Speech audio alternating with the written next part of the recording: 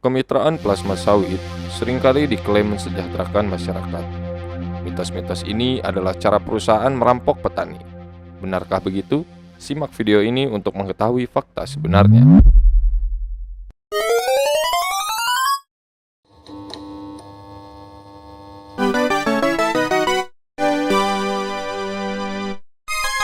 Mitos atau fakta. Perusahaan memberikan bantuan teknis seperti menyediakan ahli agronomi untuk memberikan saran teknik budidaya dan pemantauan berkala. Itu adalah mitos. Faktanya, bantuan teknis yang diklaim lebih tepat disebut pengawasan untuk memaksimalkan produksi. Pengetahuan dan pengalaman petani terkait beban kerja dan risiko penyakit tidak pernah diperhatikan. Petani menjadi buruh di tanahnya sendiri. Mitos atau fakta. Perusahaan memberikan uang setelah tanda tangan kontrak. Itu adalah mitos. Faktanya, uang yang diberikan perusahaan bukanlah uang sumbangan tetapi pinjaman agar para petani punya biaya hidup untuk terus bekerja kepada perusahaan. Mitos atau fakta. Perusahaan memberikan bantuan bibit dan pupuk. Itu adalah mitos. Faktanya, perusahaan meraup keuntungan dari penjualan ini. Mitos atau fakta. Kemitraan plasma menjamin kepastian pasar bagi petani untuk menjual hasil panennya. Itu adalah mitos. Faktanya, petani dipaksa menjual buah kepada perusahaan dengan kondisi tidak bisa bernegosiasi. Mitos atau fakta. Petani bisa menanam tanaman lain. Itu adalah mitos. Faktanya, perusahaan melarang petani menanam tanaman lain. Mitos atau fakta. Kemitraan plasma sawit menjamin kesejahteraan petani. Itu adalah mitos. Faktanya, petani merugi hingga terjerat hutang karena harga jual buah ke perusahaan yang rendah serta bagi hasil yang tidak layak. Walhasil, petani kehilangan tanah dan kedaulatan atas pangan. Dari seluruh fakta yang dipaparkan tadi, ada sejumlah dampak yang dialami oleh petani dalam skema pertanian kontrak atau kemitraan plasma ini.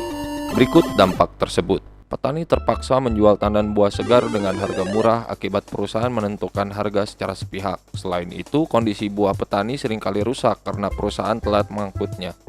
Petani terjebak dalam skema hutang sejak awal kontrak ditandatangani. Hal ini karena ketentuan dalam kontrak menggunakan bahasa teknis dan tidak dimengerti petani.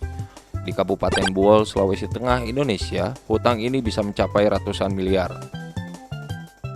Petani terpaksa membayar sejumlah uang untuk membeli pupuk dan bibit unggul yang disediakan perusahaan untuk mengejar standar kualitas buah perusahaan.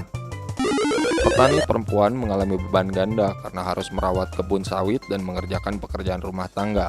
Dalam banyak kasus, laki-laki yang membawa buah sawit ke penggilinganlah yang menerima uang tunai. Akibatnya, petani perempuan juga menanggung kerugian ekonomi. Semua fakta dan dampak tersebut tentu menimbulkan tanya bagi kita. Jika yang tersisa adalah kerugian bagi petani, kenapa sistem pertanian kontrak atau kemitraan plasma ini mulai marak dan justru didukung oleh pemerintah? Berikut ini adalah motif dan latar belakang hadirnya pertanian kontrak. Pertama, sistem pertanian kontrak atau kemitraan plasma adalah strategi pelampasan lahan baru bagi perusahaan karena konsesi lahan dalam jumlah besar telah menuai resistensi di berbagai tempat. Kedua, dengan sistem pertanian kontrak atau kemitraan plasma, perusahaan dapat mengakses pendanaan publik baru dari bank pembangunan, lembaga bantuan, pemerintah, dan pemberi dana lainnya sehingga meminimalisir pengeluaran perusahaan. Ketiga, sistem kontrak ini juga menguntungkan pemerintah karena dengan sistem pertanian kontrak, pemerintah dan perusahaan dapat menghindari konflik dengan petani yang mungkin muncul. Pada akhirnya, dengan diberlakukannya sistem kontrak ini, petanilah pihak yang dirugikan dan dimiskinkan, sebab perusahaanlah yang akan mengontrol kesuksesan atau kerugian para petani.